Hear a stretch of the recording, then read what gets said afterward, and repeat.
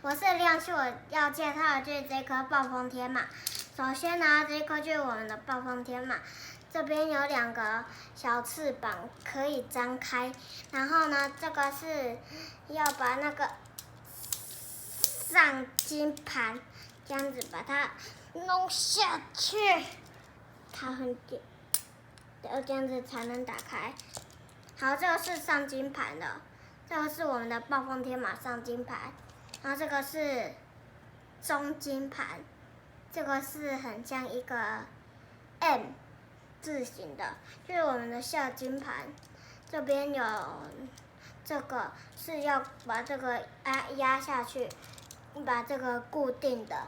然后这个是暴风天马的小翅膀，然后呢这样子组起来会变成这样子，然后再把后面这个扣起来，非常无敌紧的。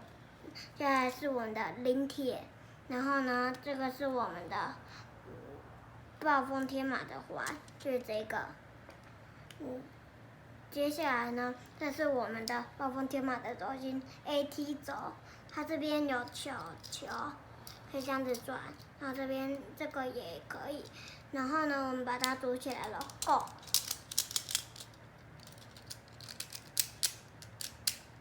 组起来会变这样子。然后呢，你看呢，它到这一血的时候，这个小翅膀张开了嘛，再把它压进去，它会这样子补血到这个。然后呢，剩下一血再把它扣回去就好了。停止。